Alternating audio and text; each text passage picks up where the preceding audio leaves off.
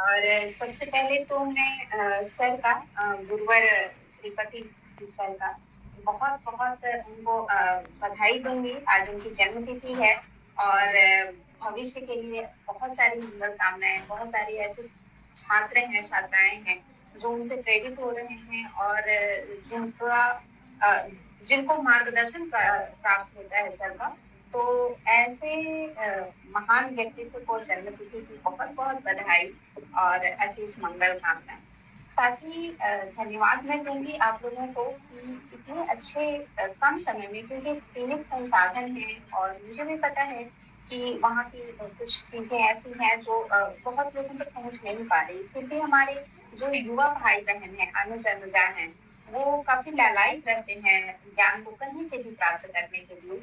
तो उसी की कड़ी में, उसी की एक श्रृंखला है यह कार्यक्रम।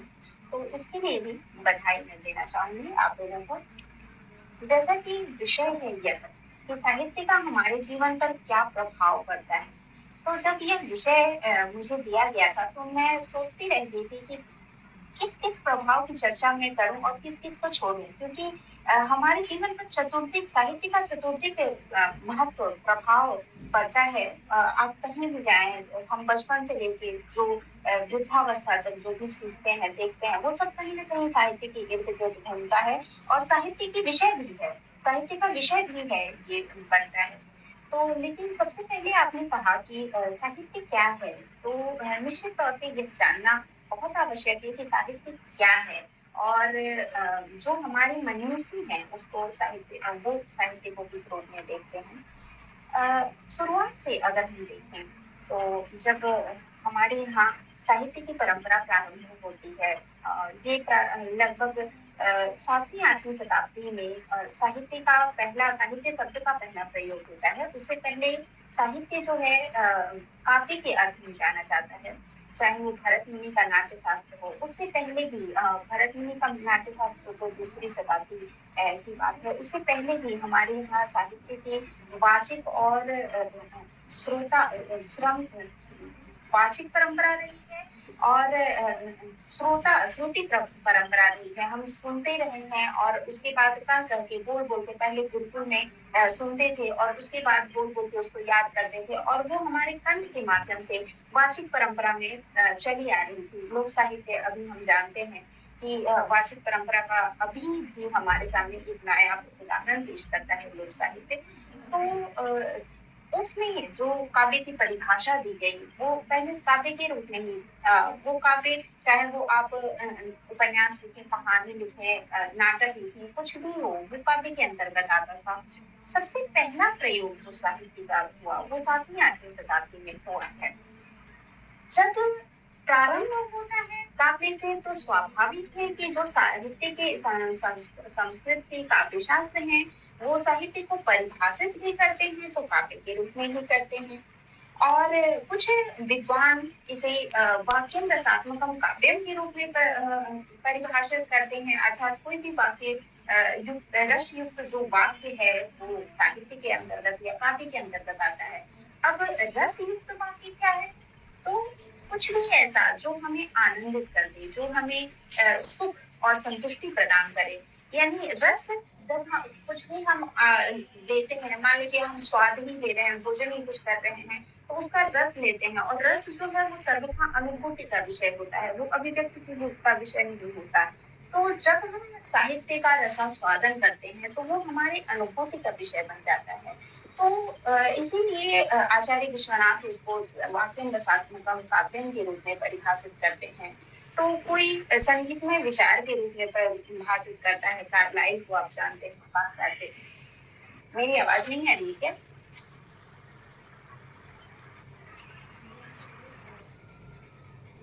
तो संगीत में विचार कार्लाइल कहते हैं कि poetry we will call musical thoughts. तो संगीत में विचार, संगीत भी हमारे जीवन में क्या महत्ता होती है जी। संगीत से हम आनंदित होते हैं। आप देखिए कि कभी भी हम बहुत ज़्यादा तनाव में हों, बहुत ज़्यादा दुखी हों, तो इंसान संगीत सुनता है और उस संगीत के साथ एकात्म स्थापित करता है। अगर मन की भावनाएँ हैं वो अगर दुखी हैं तो हम सैड संगीत सुनते हैं, एकदम रोने वाली चीज़ें। और फिर अगर कभी-कभी मन बहुत भावुक हो जाता है, उस संगीत के साथ हम तादात्म्य स्थापित करते हुए रो भी देते हैं और रोने के बाद कुछ समय जब हमारे अंदर के आवेग निकल जाते हैं, तो फिर हम शांत हो जाते हैं, हमें शांति प्रदान करता है। कोई हृदय की मुक्तावस्था आचार्य रामचंद्र शुक्ल आप जानते हैं कि वो हृदय की मुक्तावस्था को साहित्य मानते हैं। तो कोई काव्य की निर्मिति कैसे होती है उसको परिभाषित करता है कि काव्यम यस्य अर्थकृते व्यवहारविदे सिवेत रक्षते सद्यः परिनिवृत्ते कांता समीकृतयोपदेश मुझे। यानी काव्य जो है वो यश की प्राप्ति के लिए किया जाता है, अर्थ की प्राप्ति के लिए किया जाता है और काव्य का निर्माण भी और शिवेत रक्षते लोक मंगल की कल्याण की कामना के लिए और अपनी कल्याण की कामना के लिए जो अमंगल का नाश के लिए भी किया जाता है। मम्मट परिभाषित करते हैं, बहुत अच्छी परिभाषा उनकी है। तो भिन्न भिन्न रूपों में साहित्य को परिभाषित किया गया। लेकिन अगर हम आधुनिक दृष्टि में देखें तो क्योंकि साहित्य की मूल जो बात ही है साहित्य जो कि साहित्यस्य भाव इति साहित्यम ऐसी परिभाषा दी जाती है संस्कृत में। यानी कि उसका जो उसका जो प्रधान पक्ष है, प्रधान तत्व है, वो यही है कि हित की जो बात करे, हित की भावना के साथ हो वह साहित्य हो। अब ये हित की भावना कैसे हो, किसकी हो, क्या आत्महित की बात हो, क्योंकि आत्महित तो सभी का एक प्रधान लक्ष्य बन गया है वर्तमान समय में। स्वार्थ सिद्धि हमारा प्रधान लक्ष्य बनता जा रहा है। साहित्य जो है वो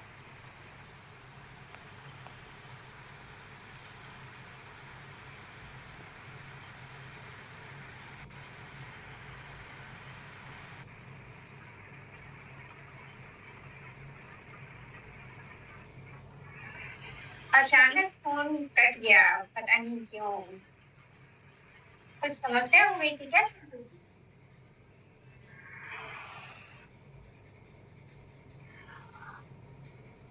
अच्छा अच्छा।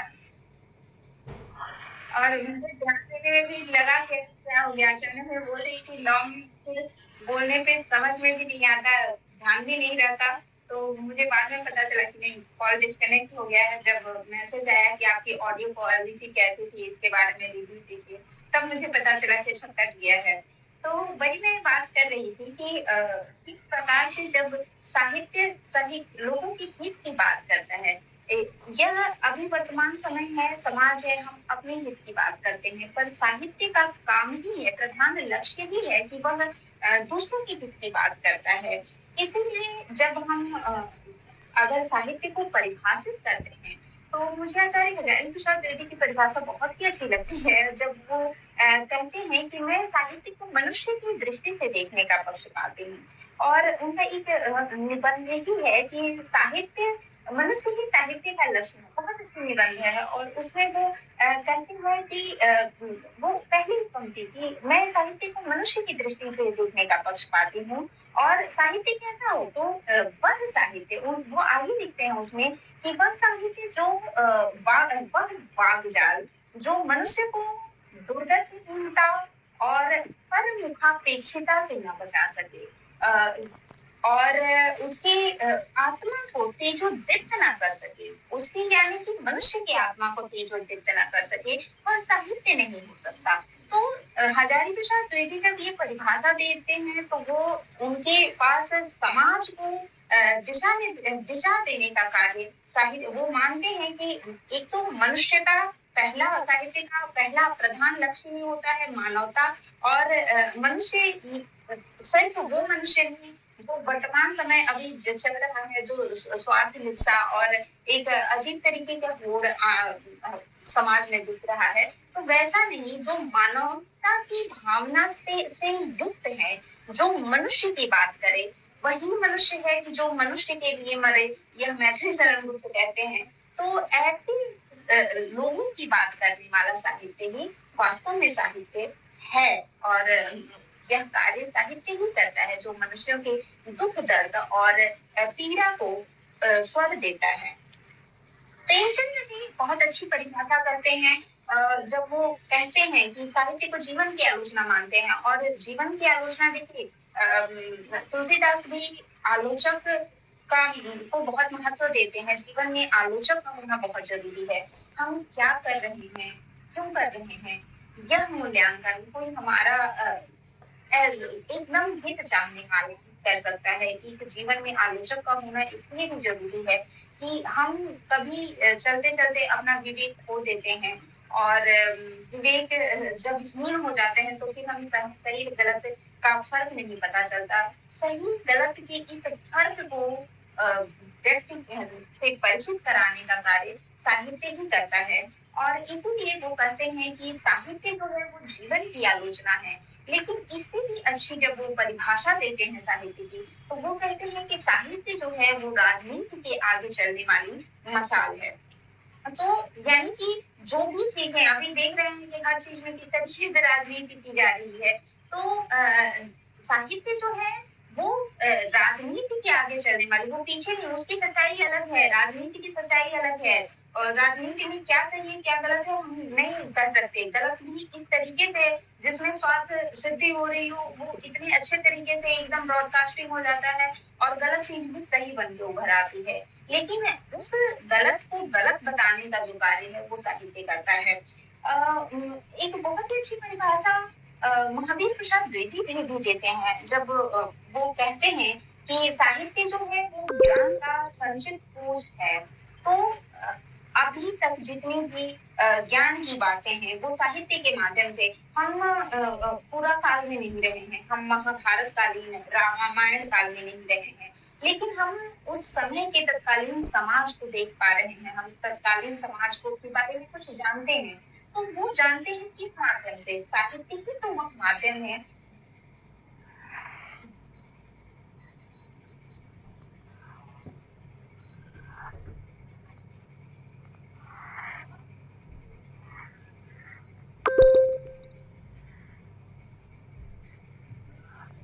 अच्छा नहीं, लेकिन मेरा यहाँ से दिखा रहा था और इसलिए मैं बोलती जा रही थी। मैं वैसे अभी कानपुर में ही हूँ, तो हालांकि मौसम तो यहाँ भी बहुत खतरनाक स्थिति में है, बड़ी मूसलाधार बारिश हो रही है। तो हाँ, हो सकता है कि इसका प्रभाव हो। तो वही मैं कह रही थी कि जब हम तत्कालीन समाज के, मैं अभी रामायण महाभारत कालीन समाज की बात कर रही थी, जब महावीर प्रसाद द्विवेदी साहित्य को परिभाषित करते हैं कि ज्ञान के संचित कोश का नाम साहित्य है, तो उसमें संचित कोश जो भी समाज में ज्ञान की बातें हैं जो जब हम नहीं रहे हैं, चाहे वो महाभारत काल में हो, रामायण काल में हो। अभी एक फिल्म आई थी, आप सबने देखी होगी, आदि पुरुष फिल्म थी, उस पे बड़ा बवाल मचा हुआ है। तो वो बवाल क्यों मचा हुआ है, हम तो उस समय में रहे नहीं है और हम ये भी नहीं जानते हैं कि उस वक्त महावीर जी चमड़े के जूते पहने थे नहीं, राम जी पूरा बकायदा चमड़े का कुछ ये धारण किए थे कि नहीं, उनका वस्त्र गेरुआ था नहीं सफेद था, क्या था, ये तो हमारे पास हम तो नहीं देते हैं, है ना। लेकिन साहित्य के माध्यम से, विभिन्न ग्रंथों के माध्यम से हम उस समाज के बारे में जान रहे हैं, उस समाज के परिवेश के बारे में जान रहे हैं, परिस्थितियां कैसी थी, चाहे लोगों की स्थितियां कैसी थी, इन सब के बारे में अगर हम जान पा रहे हैं तो उसका इकलौता माध्यम जो है वो साहित्य ही है। और निश्चित तौर पे साहित्य का ही अध्ययन करके लोग फिल्म भी बनाते हैं बाद में, भले ही वो चले या ना चले। तो ये समाज का प्रभाव ही है, समाज पर पड़ने वाला साहित्य का प्रभाव ही है। और साहित्य का विषय भी समाज और मनुष्य ही है। तो इसीलिए आचार्य रामचंद्र शुक्ल कहते हैं कि साहित्य जो है वो मनुष्य की चित्तवृत्तियों का संचित प्रतिबिंब होता है। और जैसे जैसे उन चित्तवृत्तियों में परिवर्तन होता है तो साहित्य के स्वरूप में भी परिवर्तन होता चला जाता है। और इसीलिए जो प्रारंभिक काल था वो हमारा आदिकाल के नाम से, क्योंकि हम जानते हैं कि हम उस वक्त युद्ध बहुत होते थे। उसके बाद फिर धीरे धीरे विकास होता है और भक्ति की भावना बलवती होती जाती है। उसके बाद फिर रीति काल आता है, तो साहित्य के माध्यम से ही हम जान पाते हैं उस चीज को। तो साहित्य की परिभाषा पर तो खैर चर्चा होगी और आपने समझ भी लिया होगा कि साहित्य क्या है। प्रभाव जो मनुष्य के जीवन पर पड़ता है बहुत ही गहरा प्रभाव होता है, और वो कई मतलब हर क्षेत्र में। मैंने अभी प्रारंभ में ही कहा था कि जब इंसान बच्चा पैदा होता है और उससे लेके मृत्यु पर्यंत तक वो जिन परिवेश में घिरा रहता है, साहित्य से उसका बहुत वास्ता होता है। समाज निर्माण का कार्य साहित्य करता है। आप देखिए कैसा समाज होना चाहिए, और समाज को प्रभावित करने का भी बहुत सारा कार्य और साहित्य करता है। क्योंकि अभी मैंने महाभारत काल की बात की, रामायण काल की बात की। आप उस वक्त के काल में क्या क्या चीजें रही हैं जो नहीं होनी चाहिए थी, ये जब हम उस तत्कालीन साहित्य को पढ़ते हैं, तत्कालीन महाभारत को पढ़ते हैं, तो हम जान पाते हैं कि ऐसा ये नहीं होनी चाहिए थी। स्वार्थ लिप्सा ने इतना बड़ा इतने बड़ी युद्ध को जन्म दिया, तो कहीं ना कहीं स्वार्थ लिप्सा नहीं होनी चाहिए थी, या और भी बहुत बहुत जो अन्याय हुए, प्रताड़नाएं हुई। चाहे रामायण काल की भी बात किया जाए, तो आदर्श समाज कैसा हो इसके बारे में साहित्य लिखता है। और साहित्य सिर्फ यही नहीं करता, बल्कि सबसे पहले मुक्ति की जो कामना होती है, चाहे वो राष्ट्र मुक्ति की कामना हो, चाहे वो आत्म मुक्ति की कामना हो, समाज मुक्ति की कामना हो, वह साहित्य में ही प्रथमतः दिखाई पड़ता है। आप देखें, बहुत मैं पहले नहीं जाना चाहूंगी, मैं राष्ट्र मुक्ति ही से प्रारंभ करना चाहूंगी। जब स्वतंत्रता काल में बात चल रही थी, तो सबसे पहले जब पत्रकारिता का जन्म होता है और पत्रकारिता के माध्यम से, समाज पत्रों के माध्यम से साहित्य से संबंधित निबंध आलेख जाने लगते हैं जनता के बीच में, तो किस प्रकार से परिवर्तन होता है। आपने देखा होगा कि कैसे सुभद्रा कुमारी चौहान जब झांसी की रानी कविता लिखती हैं, तो बहुत सारी महिलाएं घरों से बाहर निकलती हैं और बाहर निकल के वो रण में कूद पड़ती हैं। वो एकदम उनको फिर ये समझ नहीं आता है, ये वो देखना भूल जाती हैं कि लोक मर्यादा क्या है, या कोई उनके बारे में कोई रोकेगा नहीं रोकेगा, ये कुछ नहीं। जबकि स्त्रियों पे कितनी बंदिशें होती हैं ये आपको पता है। और मैं अभी कुछ ही समय पहले पढ़ रही थी किताब राधा कुमार का स्त्री संघर्ष का इतिहास। उसमें उन्होंने बहुत अच्छे तरीके से बताया है कि कैसे जब स्त्रियां बाहर जाती थी, तो तत्कालीन परिवेश ऐसा ही था कि बाहर जाने पे प्रतिबंध लगाया जाता था।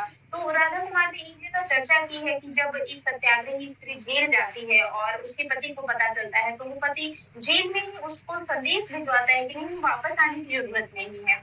क्यों? क्योंकि उसने जाते वक्त, जेल जाते वक्त अपने पति से अनुमति नहीं ली थी, और अनुमति वो कैसे ले सकती थी, उसका पति तो उस वक्त जेल में था। तो ऐसी ऐसी संघर्षों के बाद भी सभी प्रभावित हुए थे, महिलाएं भी। मैं तो चूंकि सुभद्रा कुमारी चौहान का जिक्र कर रही थी, उनकी झांसी की रानी कविता का जिक्र कर रही थी, इसीलिए स्त्रियों पर पड़ने वाले प्रभाव का मैंने वर्णन किया था।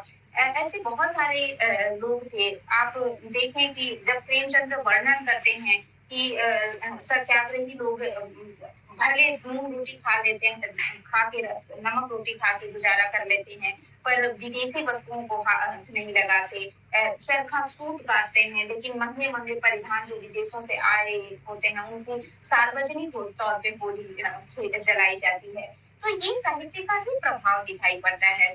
किसी नहीं याद होगा माखनलाल चतुर्वेदी की वह पंक्तियां कि जब वो कहते हैं कि चाह नहीं मैं सुरबाला की गहनों में पूछा जाऊं, चाह नहीं प्रेमी माला में वन बिंद प्यारी को ललचाऊं, चाह नहीं देवों के सर पर ये हर में डाला जाऊं, चाह नहीं सम्राटों की शव पर चढ़ूं भाग्य पर इछलाऊं। मैं थोड़ी सी ऊपर नीचे पंक्तियां मैंने कर दी बोलने के क्रम में, तो खैर वो आप सभी जानते ही होंगे।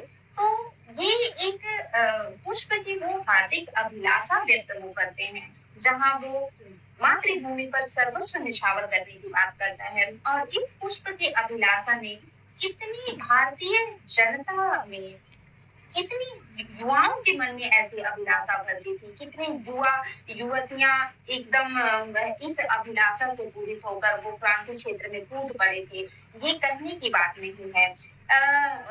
कहने की तो बात और भी नहीं है। जब एक मुझे याद आता है पंक्ति, राजरानी देवी वियोगिनी उस तत्कालीन राष्ट्र मुक्ति का स्वर थी। तो वो आह्वान करते हैं कि उठो उठो साहस से वीरों, मत मन में भय खाओ, शौर्य तेज से अपनी जग में विजय ध्वजा फहराओ, दुर्बल दिल में साहस भर दो, तांडव नृत्य नचाओ। तो ये अपने आप में साबित ये करता है कि किस प्रकार तत्कालीन साहित्य राष्ट्र मुक्ति के लिए प्रेरणा गीत बन रहा था। जागृति की लहर और राष्ट्र मुक्ति का स्वर लोगों के मन में या चेतना आकांक्षा लोगों के मन में पैदा कर रहा था। तो राष्ट्र समाज निर्माण तो करता ही करता है, राष्ट्र निर्माण में भी और राष्ट्र मुक्ति में भी, क्योंकि हम पराधीन रह चुके हैं 200 वर्षों की गुलामी का इतिहास अंग्रेजी का, उससे पहले मुगलों का शासन हमने सहा है। तो उससे मुक्ति का मार्ग भी साहित्य ही हमें दिखाता है। उसके बाद अगर हम आधुनिक समय की बात करें, आधुनिक काल की बात करें, तो राष्ट्र मुक्ति के साथ साथ एक चीज मैं कहना भूल,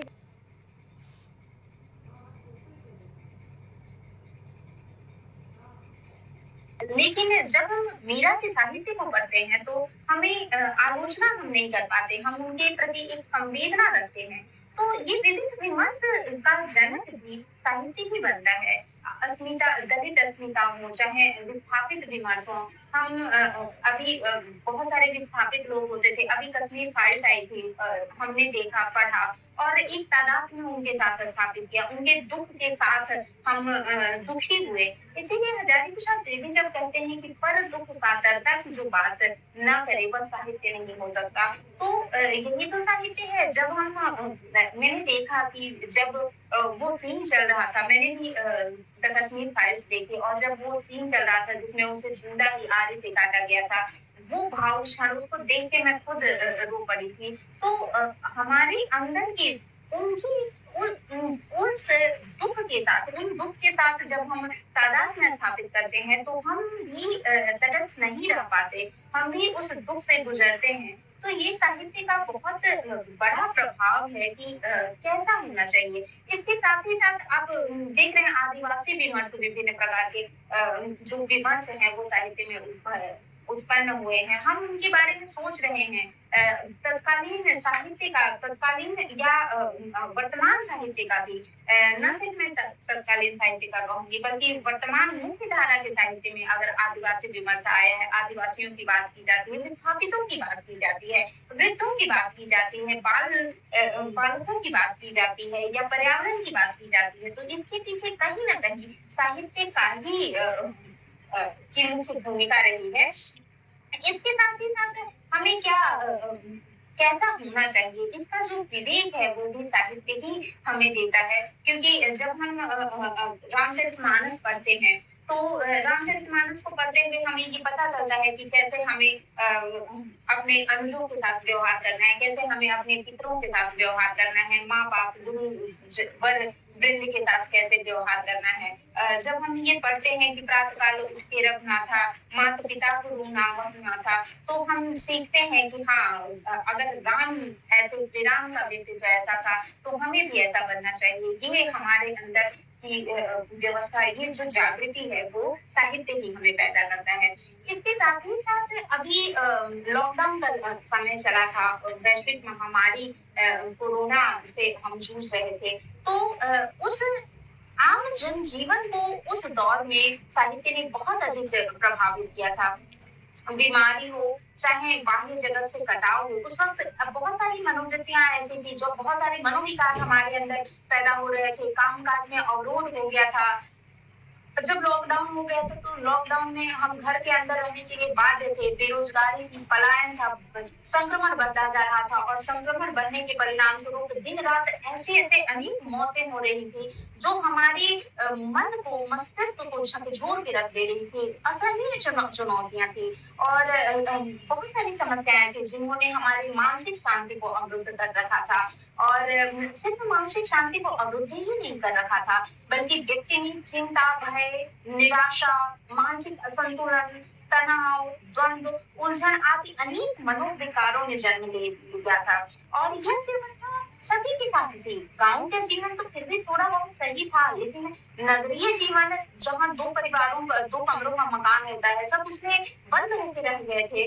तो समाज में जो ये अराजकता फैली हुई थी, उससे मुक्ति का, दुख दर्द और तनाव से मुक्ति का एक सशक्त माध्यम, रामबाण इलाज अगर कहा जाए तो वो साहित्य ही था।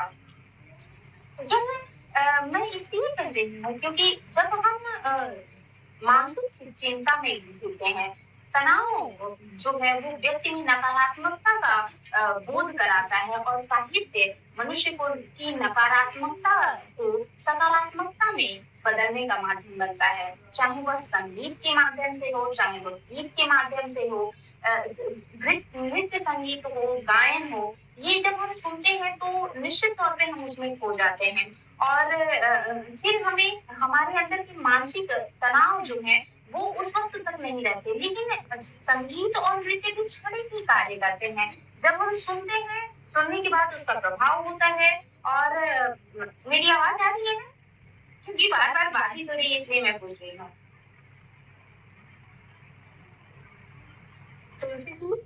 अच्छा, तो जब हम गीत संगीत तो क्षणिक रूप से हम फिर जी, मुक्त हो जाते हैं। लेकिन जब हम साहित्य को पढ़ते हैं तो जो हमारे मनोविकार हैं, जो हमारे मनोभाव है, उसमें परिवर्तन लाने का कार्य, उसे और सही दिशा में प्रेरित करने का कार्य वो साहित्य ही करता है, करती है। इसके साथ ही एकाग्रता हमें प्रदान करती है। अच्छा, मैं बहुत समय की बात नहीं करूंगी। जब हम आचार्य हमारे अंदर अगर पारिवारिक कलह हो, मानसिक तनाव, बहुत सारी समस्याएं ऐसी होती हैं जब हम पारिवारिक कलह के कारण आत्महत्या कर देते हैं। कोरोना काल में भी बहुत आत्महत्या के केसेस बहुत दिखाई पड़े थे।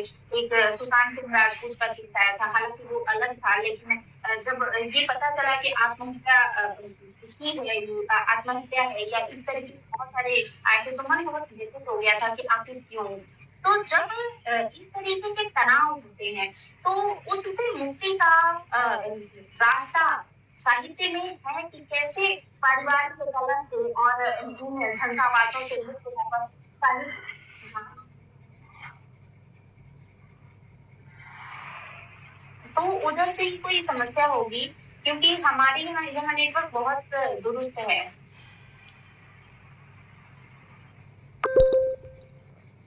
अब आ रही है?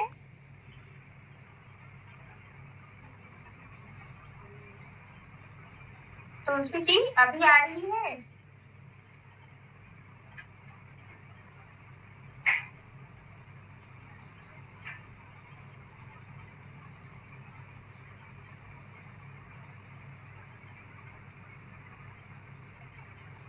लेकिन ऐसी समस्याओं से तो हमारे मनीषी भी जूझते रहे हैं ना।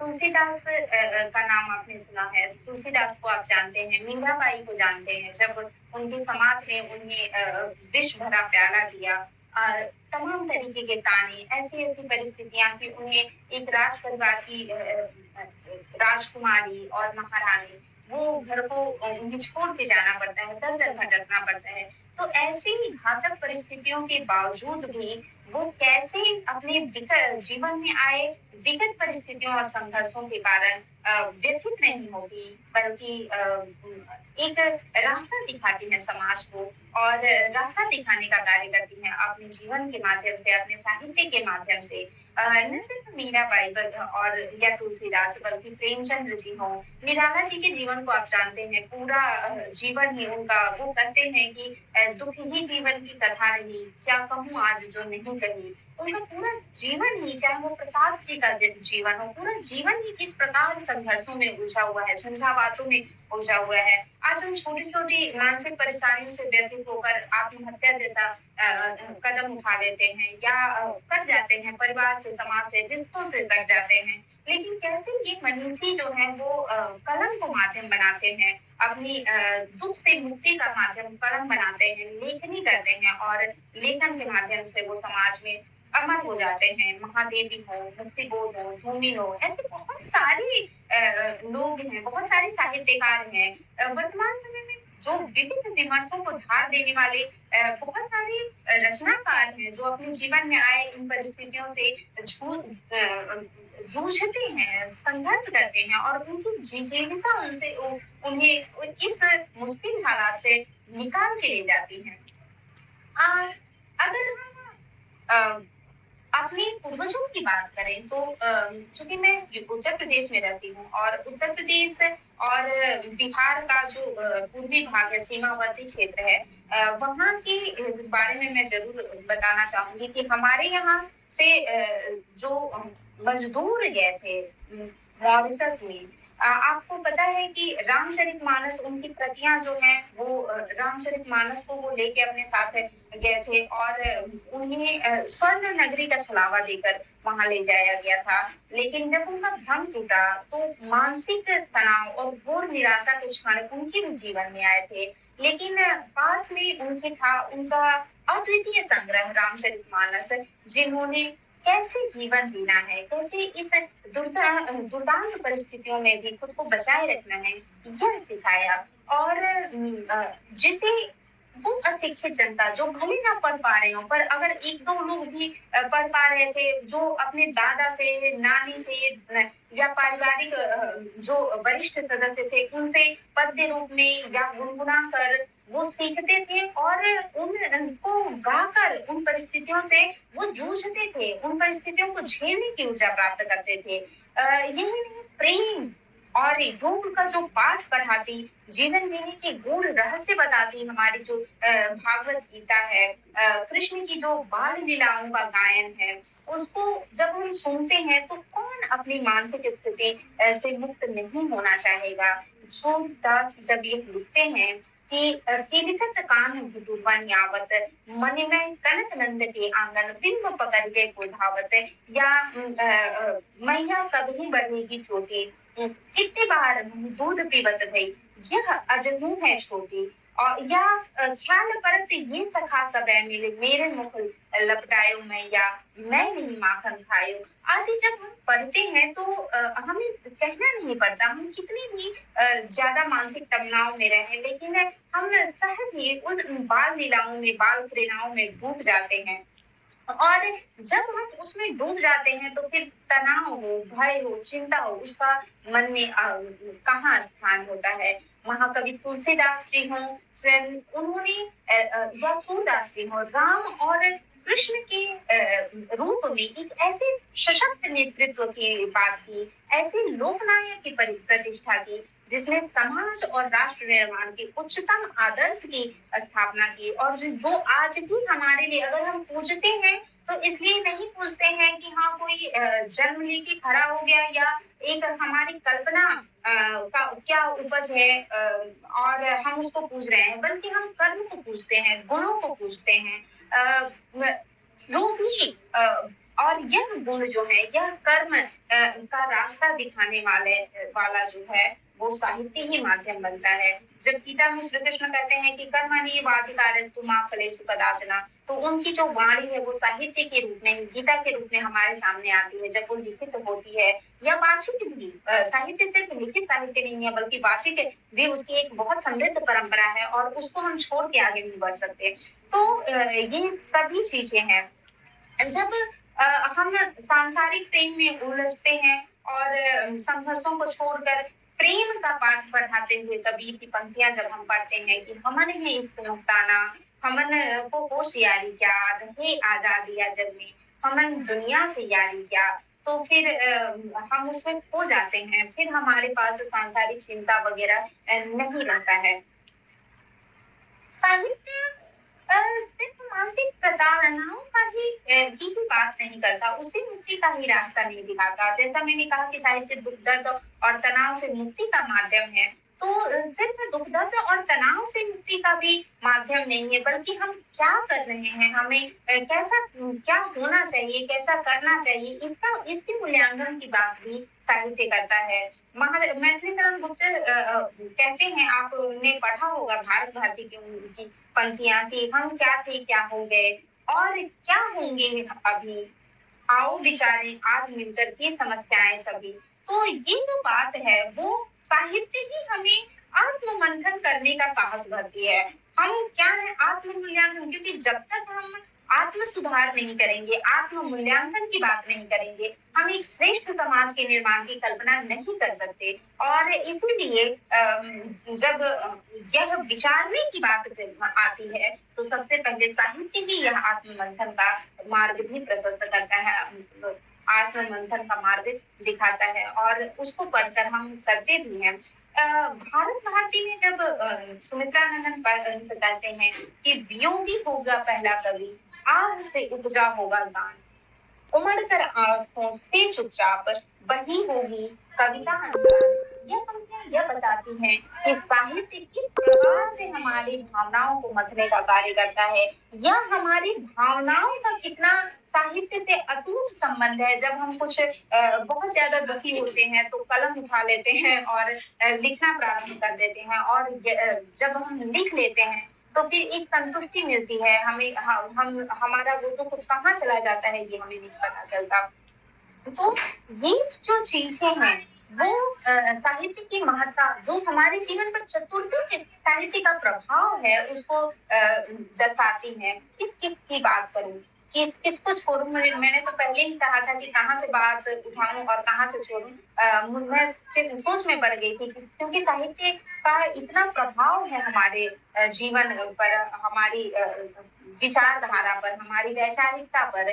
जो नित्य नई जन्मते विधाएं हैं, चाहे अभी मैंने उसकी चर्चा भी की थी, चाहे वो दलित विमर्श हो, विस्थापित विमर्श हो, ये जो समकालीन विमर्शों की नींव डाली गई वो उन्हीं प्रताड़नाओं के बीच, उन्हीं पीड़ा और तनाव से मुक्ति के आधार पर पड़ी पड़ी जो कि सामान्य जनता की बीच की बात थी, और साहित्य ने उसे देखा, उसकी उस दुख के साथ, उस अनुभूति के साथ तादाद में स्थापित किया, और जब वो कलमबद्ध होकर साहित्य में आई तो वो वैसे ही हजारों लाखों लोगों के स्वर उनकी आवाज के रूप में सामने आई। भले किसी एक की लेखनी थी, लेकिन उसको पढ़कर हजारों लाखों लोगों ने कहा कि नहीं नहीं ये तो मेरे ही अपने अंदर की बात है, मेरी ही बात है, ये मेरी ही बात कही जा रही है। तो साहित्य ऐसी भावनाओं के साथ तादाद में स्थापित करने का भी कार्य करता है, और इसी के द्वारा उन्होंने अपनी जो वंचित वर्ग थे, वो अपनी जो भोगी हुई पीड़ा थी, जो तनाव था, उसको लेखन में उतारा, और उसके साथ ही ऐसे बहुत सारे लोगों के साथ संवाद स्थापित किया। एक चूंकि मेरा कार्य रहा है प्रभा खेतान पर, तो मुझे प्रभा खेतान की एक पंक्तियां याद आ रही है जो इसी तरीके की बात करता है, साहित्य का प्रभाव दर्शाता है। क्योंकि सब लेखन नहीं कर सकते, सभी के पास वो क्षमता नहीं होती, लेकिन जब हम ऐसे लोगों का साहित्य पढ़ते हैं जो हमारी ही जैसी बात करती हैं, तो ये लेखन भी बहुत जरूरी है और ये पाठन भी बहुत जरूरी है। अभी वो एक बात कहती है कि किस तरीके से आवश्यक है अपनी भोगी हुए यथार्थ को शब्द देना। वो कहती है कि तुम्हें क्या पता कि तुम्हारे शब्दों को पढ़कर कौन कौन अपने भाव को सह जाएगा। किस औरत की गूंगी जबान अचानक बोल उठेगी कि हाँ हाँ यह तो बिल्कुल सच है, बिल्कुल यह मेरे साथ भी ऐसा ही घटा है। हजारों हम दलित विमर्श को पढ़ रहे हैं, दलितों के ऊपर जो भी वो प्रताड़नाएं हुई वो हमसे छूटी नहीं है। जब हमारे सामने आई तो फिर हमने भी देखा उसको, तो लगा कि हाँ हाँ ये हमारे आपके आसपास की ही तो बात है। उस बहुत समय पहले की बात नहीं है, जब उन्हें साथ का मंच नहीं दिया जा सकता था, जब वो हमारे घरों पे आते थे तो उनके लिए अलग पीढ़ा वगैरह की व्यवस्था की जाती थी। तो ये जब हम देखते हैं तो फिर याद आ जाता है कि हाँ, ये उनके साथ कर रहा था, ये हमने भी भोगा था, या हमने भी देखा था। तो साहित्य जो है वो दुःख और पीड़ा या तनाव को सिर्फ व्यक्त ही नहीं करता, बल्कि उनसे मुक्ति का भी मार्ग सुझाता है। सकारात्मक जीवन जीने का मार्ग बताता है, कैसे हम इनसे मुक्त होकर एक बेहतर भविष्य का निर्माण कर सकते हैं, एक बेहतर जीवन का निर्माण कर सकते हैं। जब अभी-अभी कोरोना का समय गया है, और जब कोरोना काल में पूरे संसार में, मैं सिर्फ भारत की बात नहीं करूँगी, भारत तो फिर भी इससे बहुत मुक्त था, उसका कारण भी साहित्य ही था, क्योंकि उस वक़्त कोरोना से संबंधित चीज़ें, चाहे अखबार में जो भी चीज़ हमारे सामने, सभी चीज़ें बंद हो गई थी। सीरियल्स, टीवी, फ़िल्म वगैरह जो भी आते थे, सब पे रोक लग गया था। लेकिन तब लोगों ने लोग मुड़े थे, अपने-अपने घरों के अलमारियों की तरफ मुड़े थे, जहाँ पुस्तकें रखी हुई थी। उन पुस्तकों को निकाल-निकाल कर पढ़ते थे, और उसमें वो सकारात्मकता दिखाई पड़ती थी, जो उस नकारात्मकता से उन्हें मुक्त करने का मार्ग दिखाती थी। वर्तमान समय में उस वक़्त भी जो पत्र-पत्रिकाएँ, कहानी, कविताएँ, उपन्यास निकलते थे, वो ये बताने का कार्य करते थे कि किस प्रकार से उस कठिन वक़्त को भी हम बहुत ही सहज और सरल तरीके से सकारात्मक सोच के साथ बिता सकते हैं, और वही हमारी जिज्ञासा रही कि विश्व को इतना अधिक प्रभावित करने वाला कोरोना भारत में, हालाँकि जख्म उसने दिए, हमारे यहाँ भी जख्म बहुत रहे हैं, लेकिन फिर भी हम अपेक्षाकृत विश्व की बात करें, हम अच्छी तरीके से उससे निपटने में कामयाब हो सके। और हमारा साहित्य हो, चाहे हिंदी ही नहीं, विभिन्न भाषाओं में लिखा गया साहित्य, और हिंदी तो खैर बहुत पठित भी है। तो ये लेखन जो है वो अपने पाठकों की ऐसी समस्याओं का, जहाँ वो निराशा में डूबे होते हैं, इसका समाधान करता प्रतीत होता है। वर्तमान जो समय है, अब मैं थोड़ी-सी कहूँगी कि ये हमारे समय के युवाओं की एक मतलब थोड़ी-सी कमज़ोरी है, मेरी भी, मैं भी इसमें बहुत मैं उससे पास-साफ नहीं बच के निकल पाती। हम अपना बहुत समय जो है वो मोबाइल पे बिताते हैं। मोबाइल में हम स्लोमिया देखेंगे, हम छोटे-छोटे रील्स देखेंगे, यूट्यूब देखेंगे, एफबी पे हम अपना बहुत समय बिताते हैं। हमारे पास हमारी बुक सेट में बहुत अच्छी-अच्छी पुस्तकें रखी रहती हैं। हम जाते हैं तो अब यात्रा करते हैं तो यात्रा अ अ, क काटने का एक बहुत सशक्त माध्यम साहित्य हुआ करता था। इसीलिए आपको प्रायः सभी रेलवे स्टेशन पे बुक स्टॉल दिख जाते हैं, पर बहुत खिन्नता होती है जब हम देखते हैं कि आजकल धूल फेंक-फाँक रही हैं पुस्तकें, कोई भी उन पुस्तकों को पढ़ता नहीं है, बल्कि यात्रा जो है वो ऐसे ही टीवी और फ़िल्में देखते हुए, रील्स देखते हुए, या वीडियोज़ देखते हुए निकल जाते हैं, और हम साहित्य से दूर होते जा रहे हैं। तो इसका प्रभाव भी समाज पर क्या पड़ रहा है, यह हमें कहने की आवश्यकता नहीं होनी चाहिए। आप देखिए कि हम छोटी-छोटी चीज़ों में चिड़चिड़े, अगर थोड़ी-सी कठिन परिस्थितियाँ हमारे सामने हैं, हम चिड़चिड़े हो जाते हैं, हम रिश्तों को तोड़ देते हैं, रिश्तों में इतना तनाव हम नहीं झेल पाते हैं, और इसका सबसे बुरा पहलू वो आता है जब हम अपनी इस बहुमूल्य जीवन को, जो कि एक विशेष उद्देश्य के लिए मिला हुआ है, वो उसको हम नष्ट कर देते हैं अपने इस तनाव में। तनाव हम नहीं झेल पाते हैं, तो ये चीजें जो है वो बहुत ज्यादा प्रभावित करती हैं मनुष्य को, लेकिन लोग इसको देख नहीं पा रहे हैं, हम समझ नहीं पा रहे हैं, और हम इससे करते जा रहे हैं, साहित्य से करते जा रहे हैं। चीज इस विमर्श से मुझे ऐसा लगता है कि जो जितने लोग सुन रहे हैं, कम से कम वो इसकी महत्ता को देखें। साहित्य और साहित्य का हमारे जीवन पर, हमारे समाज पर बहुत ही महत्व है, पूर्ण योगदान है, उसका रोल जो है, उसकी भूमिका वो बहुत महत्व महत्वपूर्ण है, हम उसको उससे इनकार नहीं कर सकते, उसको हम चाहें कितना भी छोड़ना चाहें लेकिन वो हमारे सामने आ ही जाती है। संस्कृत संस्कृत कवि भर्तृहरि की 2 पंक्तियों के साथ मैं अपनी वाणी को समाप्त करूँगी, जिसमें साहित्य की पूरी महत्ता, साहित्य क्या है इसके बारे में वो बताते हैं।